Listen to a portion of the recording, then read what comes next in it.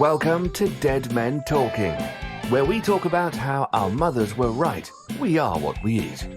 And now your hosts, Frank and Bill. I love all that applause that starts the show, Frank. It does make you feel good about yourself. Even though we're sitting alone in a room together. On a Saturday morning. So how'd your week go? Week was good. You know, it was a good work week. It was very productive. It was a good health week. So I'm grateful to have a great week to look back on. Did you master your mind?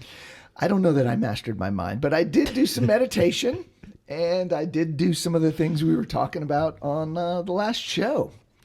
I did watch the new Secret movie. I finally found out who was in it and watched it with Miranda Wells. The Secret Dare to Dream, it's called. Well, yeah, and you know, you had said that to me. You'd mentioned that there was a second Secret out, and we went and watched it as well. What'd you think? You know, it's a good, happy, feel-good movie, which is kind of the point. But rather than the first Secret movie was more of an interview-style movie talking about, you know, positive affirmations and the basically the power of your mind to bring things to you, what you think, and manifestations of with the power of attraction, the law of attraction. And this was a cool movie because they worked this into a storyline, and it was nice. It was a feel-good movie. It was a feel-good, a rom-com. But, you know, and actually it made me reevaluate some things because we talked about last week having vision boards and getting to some of the goals that I've accomplished. But then I looked down and I didn't have any of those things up anymore. My mirror was empty. I don't have a vision board up. I have some targets for work and things like that. But what about my personal life and what I want to do? And I went out and got a couple of frames, and you know, we just moved into a new house, so I wanted it to look nice. But I put some things down and put it on a frame, and it sits on my sink in my bathroom now. That's fantastic. Yeah, so you know, what they say about the cobbler's son. You know, he always has to wear shoes. We're talking about all this, and I realized I wasn't even doing it. Well, and your comment about that made me realize that when I went back and I had an old vision board that was out of dated. I've accomplished several of those things, and I'm like, I need to redefine my vision board. So I'm in the process of doing that as well. So the old one had, I want to be a break dancer. I didn't accomplish that one, Frank. It fell off the vision board. Yeah, it's the old ones too. I wanted to be a carny, but that didn't work out either. I was one for years. No, but no, it was a real good feel-good movie. And then we started practicing some of the things, and we actually seen some things at work come to fruition.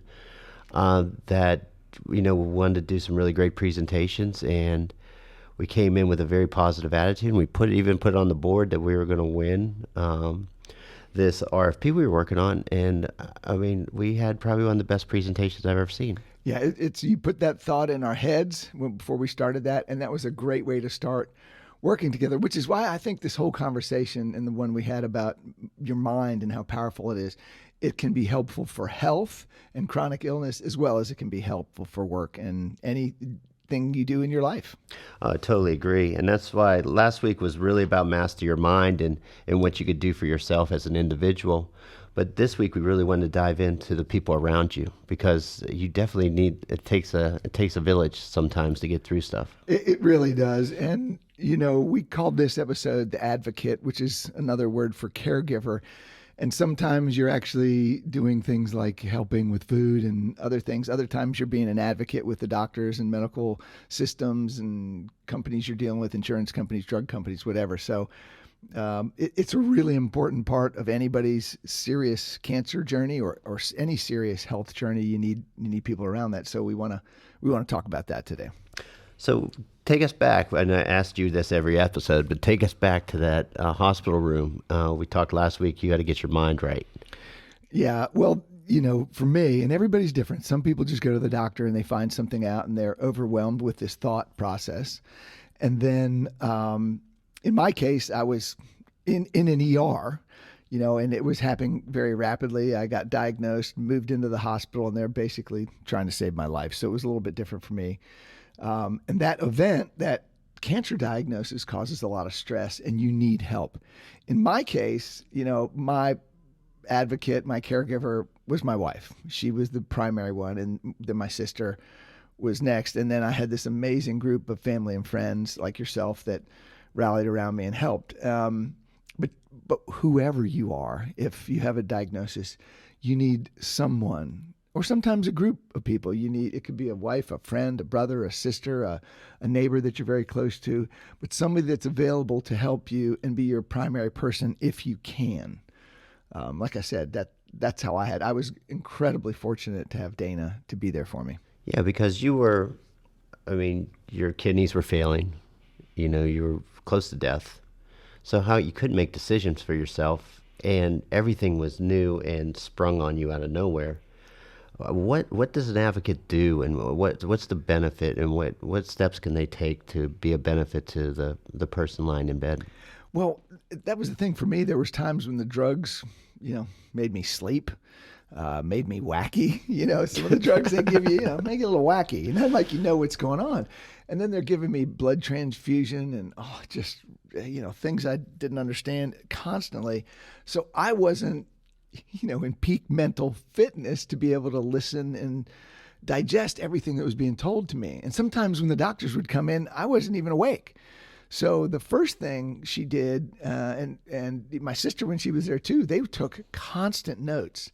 And when I've asked my wife about this, I'll say, what would you tell other caregivers? She'd say, I would tell people to write down everything from the start because you will forget. And I certainly couldn't remember. She had to remind me years later about some of the drugs that they gave me initially that actually caused the cancer to increase. And most people don't think about that, but sometimes chemos cause the cancer to actually increase. So it's more of a test. It's each subject's different, and each cocktail they mix of the medicines together is completely different, right? It's different, and our bodies respond differently. So one drug might have had a great effect on one person, but they put it in me, and my genes or whatever about my DNA react differently, and then all of a sudden that drug is doing the opposite of what it's supposed to do. Yeah, you told me the first round actually increased the amount of cancer cells in your body, right? Right, and I didn't remember it.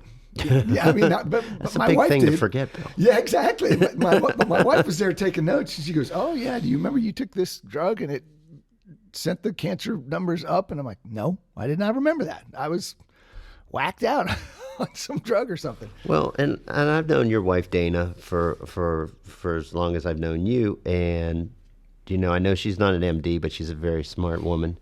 And very thorough at everything she does. So, but how does a caregiver that doesn't have a medical background learn and adapt to the words they're using? Because I know they don't speak in layman's terms all the time. No, they don't. And I think for her, she wrote everything down, and sometimes she recorded conversations so she could hear it. She asked for a lot of the records, because everything was new to all of us so fast, and this was coming at us so fast. None of us knew anything. I mean, we knew nothing about cancer or oncology or blood levels. And let me ask you, have you ever really looked at your blood work? Do you understand it? Is that something you've done normally in your life? I have. Since you got sick, you freaked me out. and then my buddy Dan passes away. So yeah, I look at it all the time now. Too much. Right. I wish I didn't know half the stuff I know now. Well, right. So, but I thought about it as I never, my entire life, other than, you get your cholesterol checked and you say, oh, am I good cholesterol or bad cholesterol? But other than that, honestly, I didn't know what platelet levels were supposed to be for me or white blood count. And I've asked a bunch of people. Most people have no idea. Yeah. So we just started learning, and everything they would say, Dana would take down and write notes. And the doctor would say, well, this is the protocol and you're using it. And she would write all that down, and she would ask for copies of everything. Like, can I have a printed copy of that to put in my file? But if you don't ask, they don't give it to you. They don't give it to you. And all of it's on, most of them have web portals now that you could pull up almost anything. Yes. And that was one of the things we learned. And, I don't know how new that is, Frank, but prior to this episode, I was like I told you before, I didn't go to the doctor a lot. I didn't really, ever. I was terrible about it. Terrible. I'm amazed I lived past 30. I'm still blown away by the first show when you told me you hadn't been to the doctor 10 years. No. Especially when it's free. But it was, I felt so good. I never had issues. And so, I just dumb mail and never get checked up. But it's so funny. The more and more people I talk to about the show and everything, it's amazing the amount of people that don't go.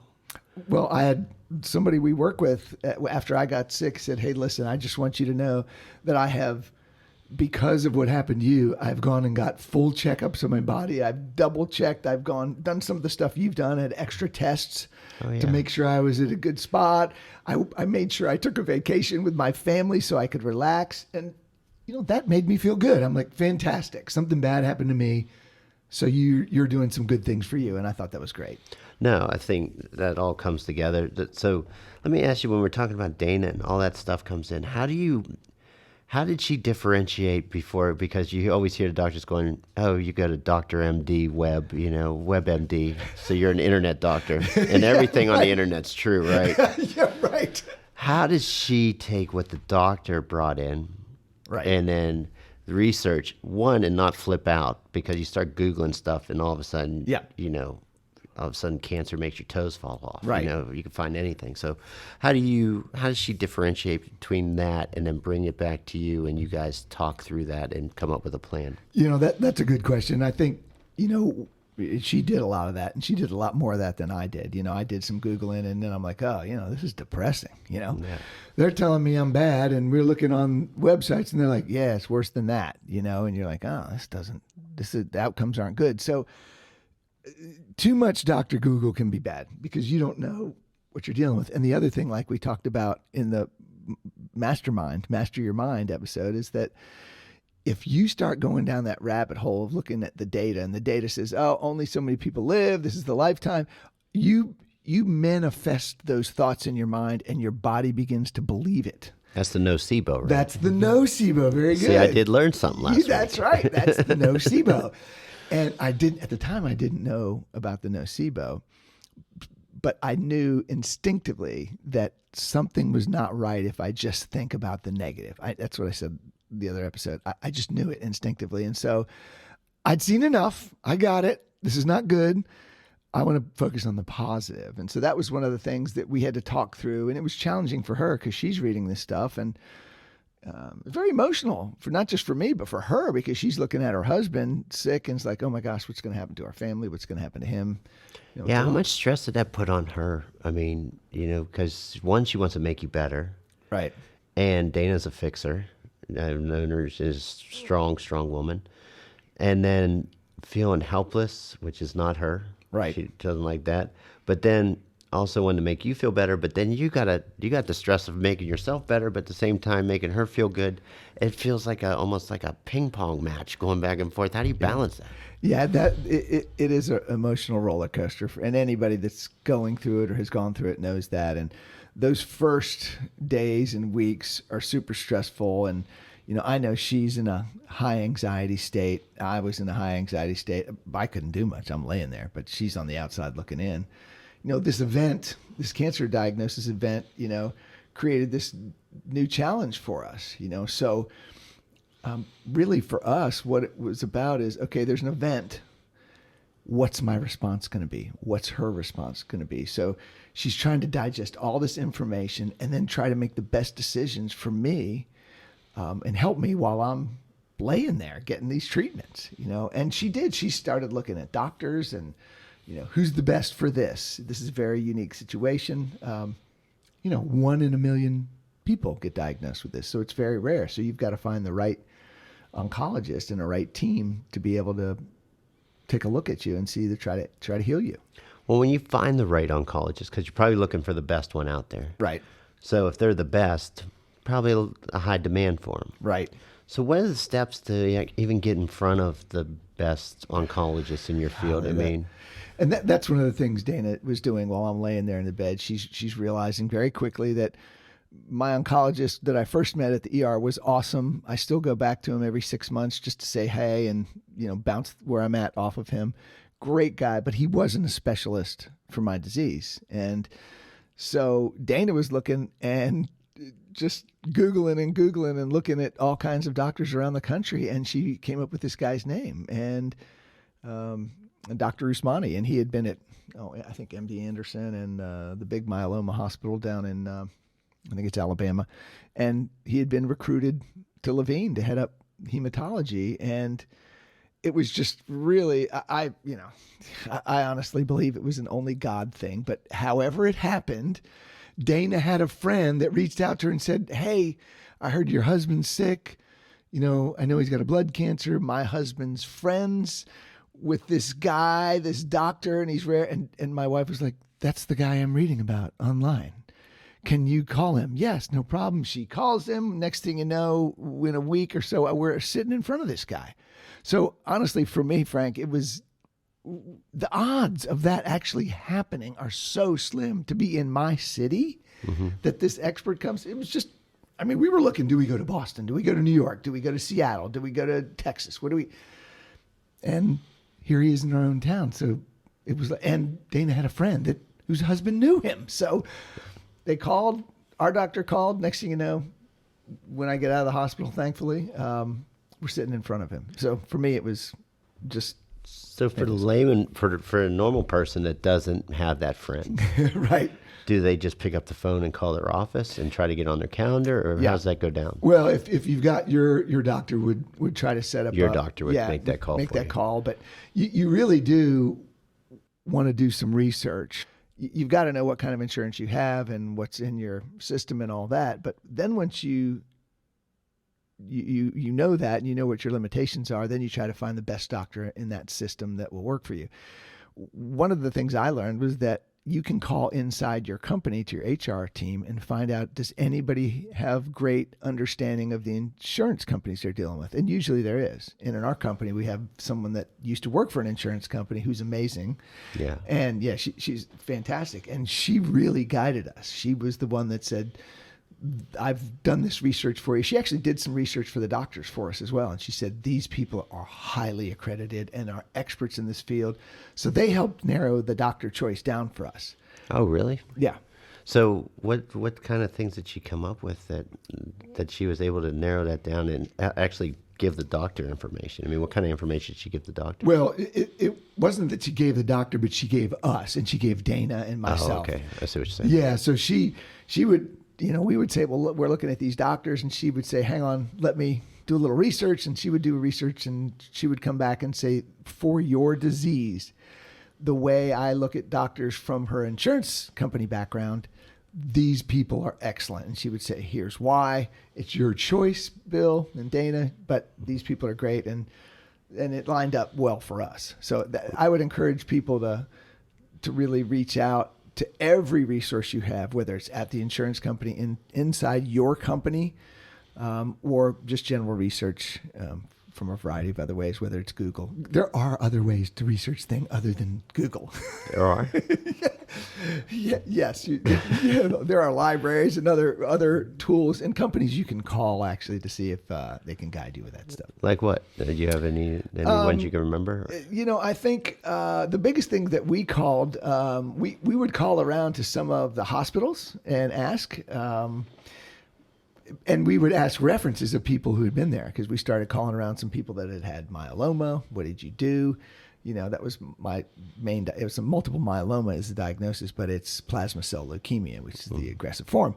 So we started calling people who had myeloma. What was your experience? Who were your doctors? Those kind of things. One of the things Dana told me, she joined a plasma cell leukemia support group on Facebook. And since it's very rare, but she would read these posts and contact with some people online to say, what was your experience? What could you teach us and what could you tell us? And she learned a lot from those support groups as well. Oh, so there is a good side of social media. Yeah, there is. Okay. Not many, but that was a good one.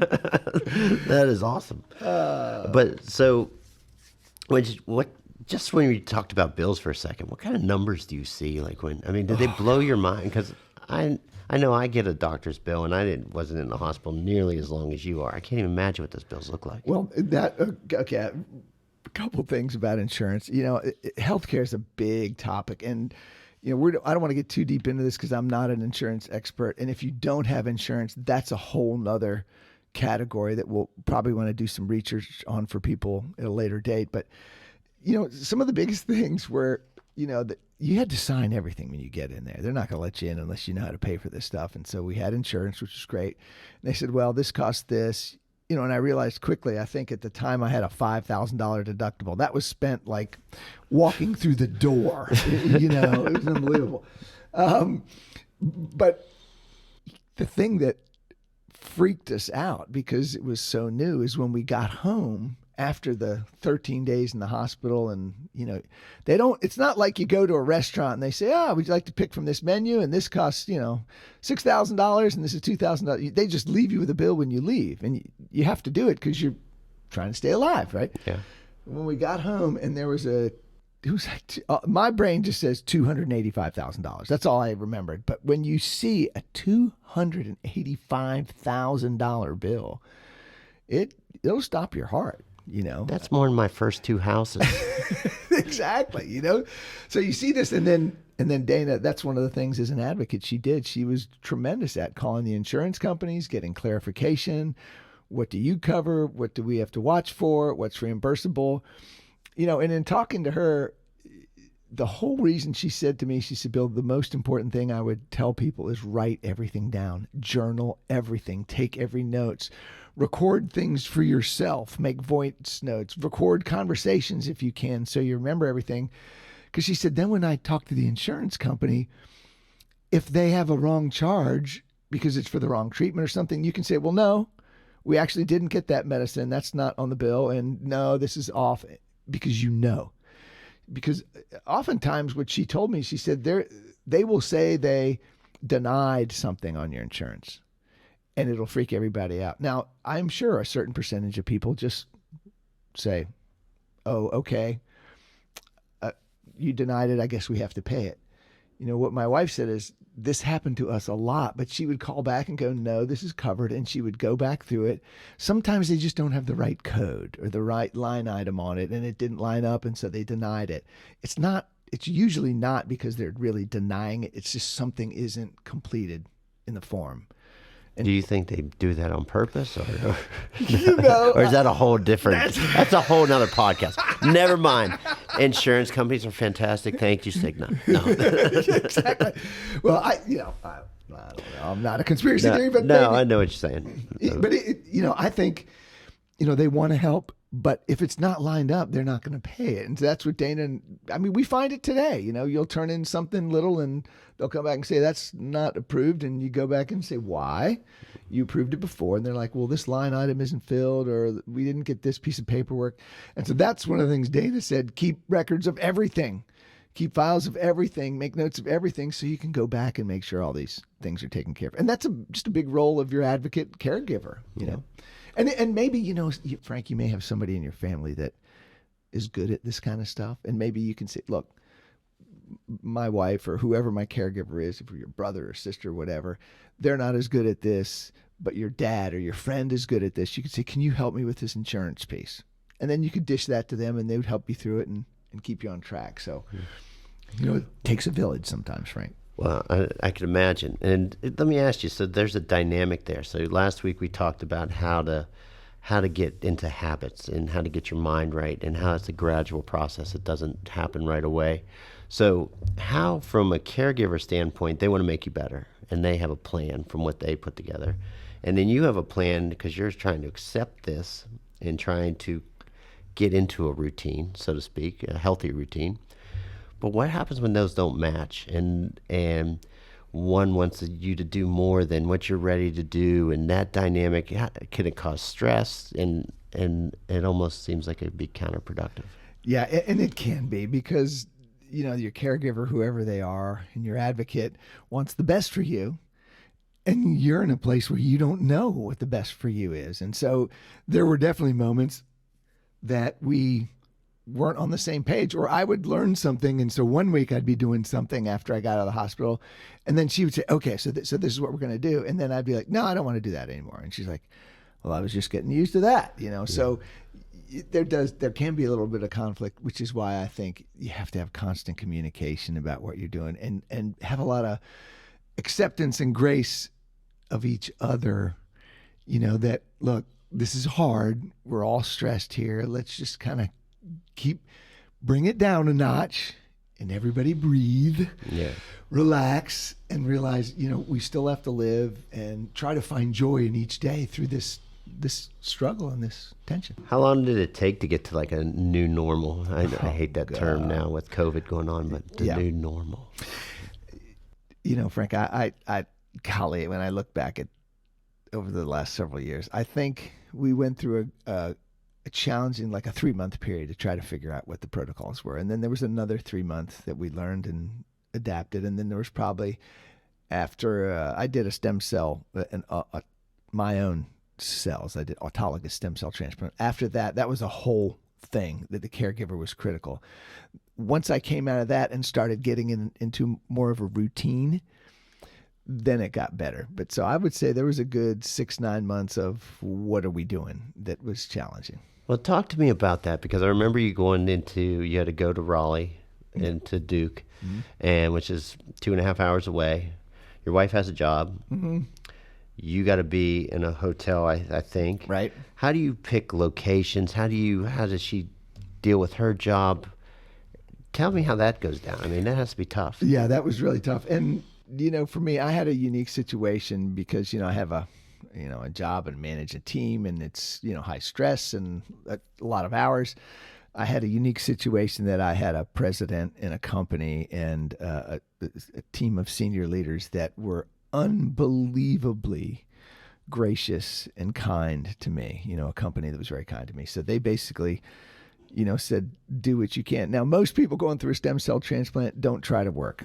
It wasn't easy. Now, there were times where I would get on emails and you'd see emails from me. And then there were days where I'm like, vomiting and curled up like in a fetal position that I couldn't. And my company was okay with that. They had people, handing off that 30 days for me, or 45 days that I was really dealing with it. So I would do the things that were critical, and I was fortunate that I had a company that supported me. But from Dana's standpoint as a caregiver, we had to determine what the best process to go through that was. Leave town, stay in an apartment. How could she work? She had to get agreements with her company. She said, look, I will be able to work.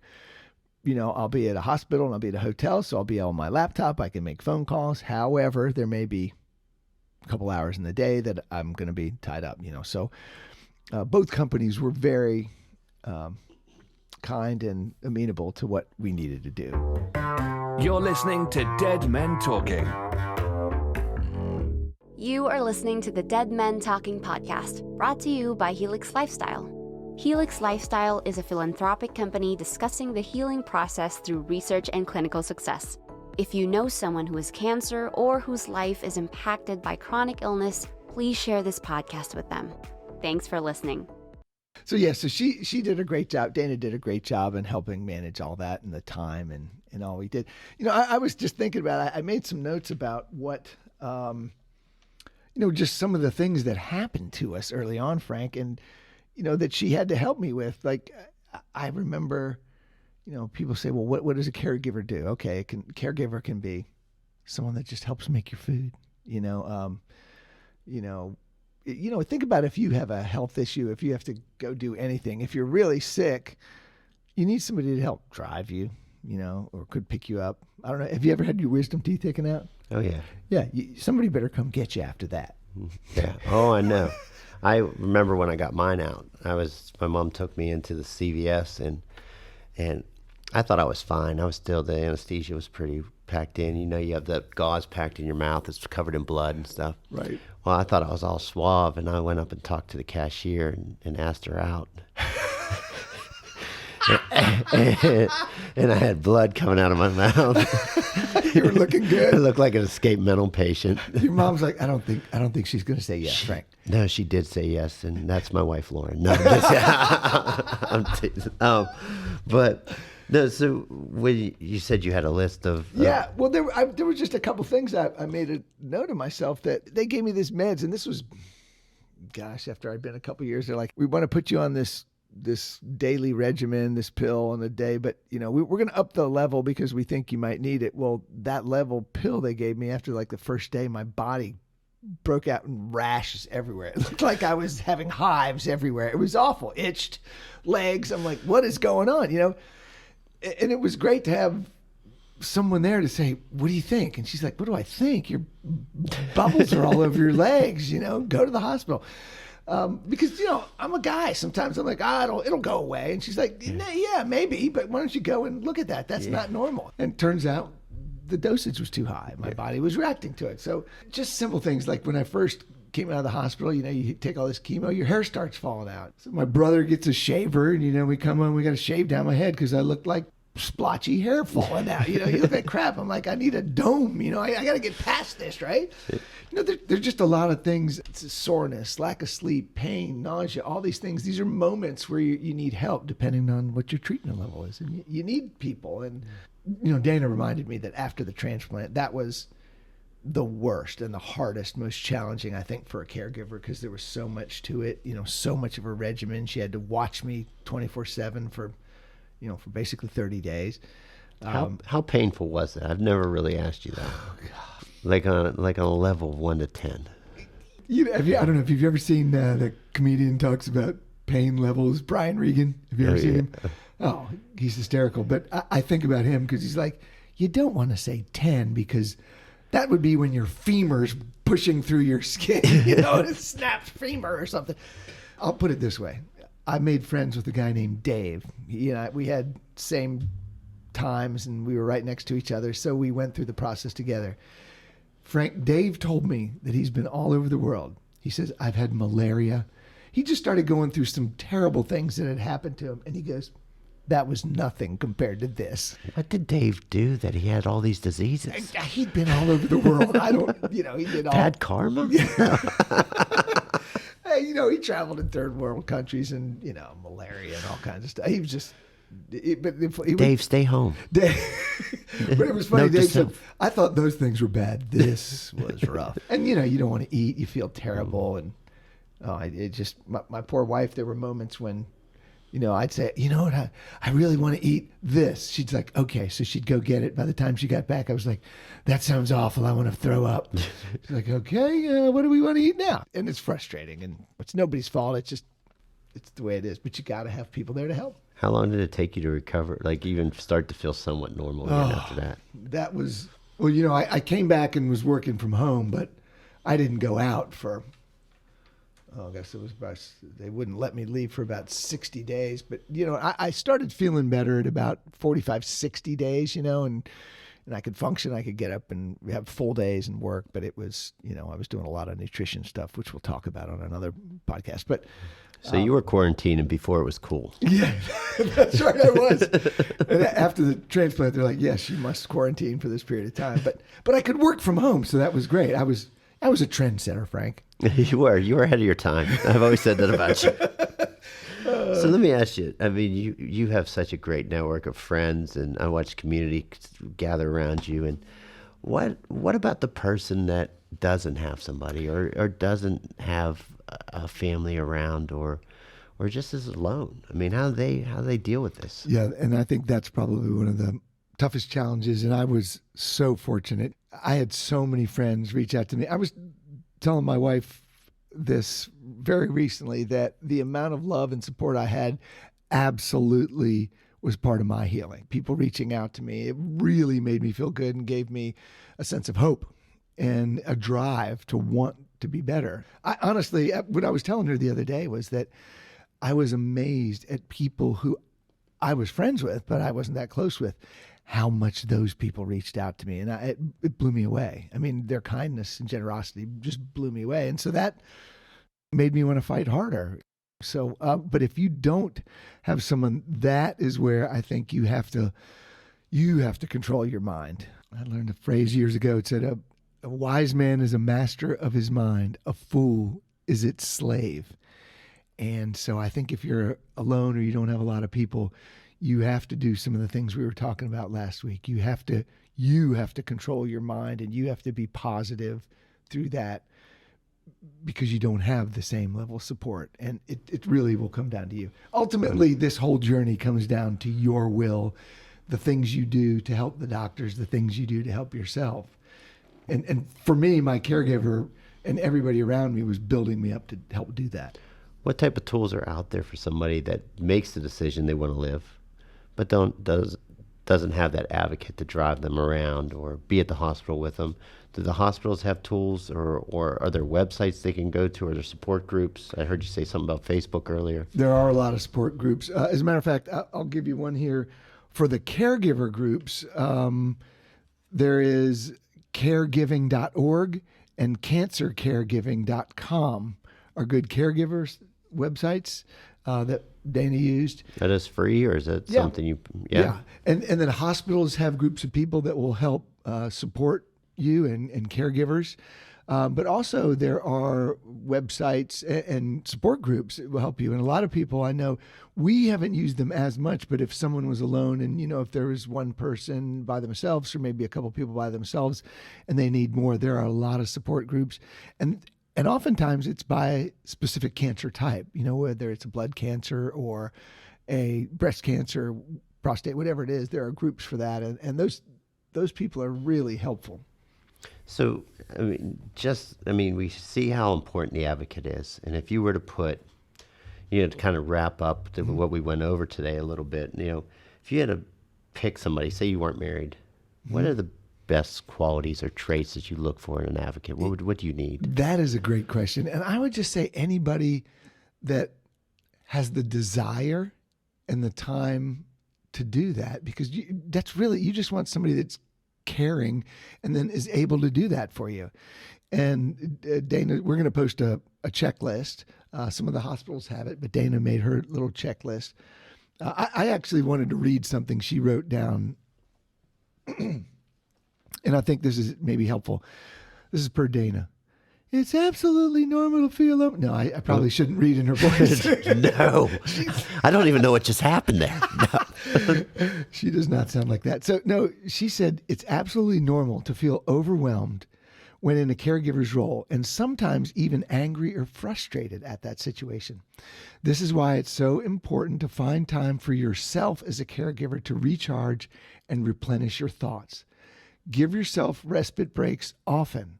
As a caregiver, you're often looking for your normal to return. Give this time. Cancer is now a part of your life, and it requires adjustments and changes that create a new sense of what your normal day in, day out looks like. So, it's one of the things that she said to me. She said, it's okay if no one person can be with the patient. In fact, oftentimes, like I said earlier, this is where friends and family can help, and they want to. Like, you reached out. I had friends reaching out to me early on. I mean, I've said this a million times, but you brought me those noise canceling headphones. Dana wrote down, and everybody that's called her and said, what do I really need when I go to the hospital? The first thing she says is noise canceling headphones, because it's so noisy in there and so loud you can't sleep. That was amazing for me because I was constantly listening to music or meditation tapes or positive thought tapes. It was just so helpful. So, but she did say, be okay that you don't have to do it yourself. And so when you ask about who's a great caregiver, anybody wants to give care, and anybody that can. Really, it's, and obviously some people, like I said, might be more knowledgeable on insurance or, things that you need, and try to reach out to those people for additional help. But anybody that wants to help is great. Yeah. And it keeps positivity around you. Yeah, absolutely. Yeah. Dana mentioned when she said, if you're going in the hospital for a long-term stay, that requires a little bit more research. And do you have a kitchenette? Dana and I were talking about that when I did my stem cell, we had this little apartment and we thought it was critical to have a kitchenette. But what we didn't realize is that with all the treatments, here I am feeling like crap, and you start cooking something in that kitchenette and I am ready to barf. I mean, seriously, I was ready to Ralph every time she would cook something that had a strong smell. We didn't know that was going to happen. So then we ended up going out, or, she would call out or bring stuff in because the smell was just things I would normally love. I hated. So no kitchenettes. Well, you might want them, but be ready that you might not use them as much as you think. So, well, if we were going to wrap up today, and just what would be the three takeaways that you'd want the audience to take away from this today? Well, I think the big things are, number one, like Dana said, journal everything as a caregiver. Take notes on everything so you can remember them and the patient can remember them. So you go back. She did say that there's so much strength and encouragement found in knowing that you're not alone. Like we talked about earlier, there are caregiver support groups, but you also can connect with other people at the hospitals, because when you go there, there's so many people like you, and you can talk to the nurses, you meet some other patients, and you find you've got commonalities with them, and you ask them, and they give you great information because we're all going through the same thing. And like I said in, I think, our first episode, that, 1 in 2 men will get cancer in their lifetimes, 1 in 3 women. So this is not a rare thing. Even though my specific blood cancer is rare, cancer is not rare at all. It's an epidemic. I got yelled at because I said COVID is nothing compared to cancer. And COVID's terrible. Yes, COVID's terrible. Okay. Nothing like cancer year after year after year. So this is part of our life, and there's a lot of people to ask for help. And so I would just say engage those support groups, look at these websites, and just get help where you can. And there's a lot of places for help. There really are. As we're getting to the end of this, what are we going to talk about next week? Yes. Well, next week we're going to be learning to heal, and it's learning to heal. Yes. And we're going to talk about where and how to do that. And then we're also going to talk about detoxing, cleaning up your entire system, Frank. Yeah. Last time I read about that, I didn't sleep for 3 days. So I just do air and water now. That way you can't get sick, according to some books. Air and water. Yeah, that's, you won't get sick. Now you'll shrivel up and be like the stick man. Oh, I look amazing. Sick and skinny. Well, that's great. We look forward to the next one on detox and learning to heal. And so this was a great talk today. This has been Dead Men Talking. Tune in to our next episode for more of Frank and Bill.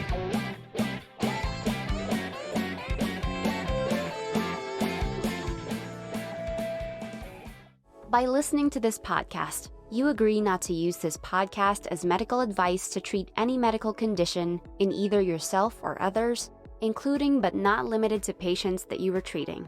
Consult your own physician for any medical issues that you may be having.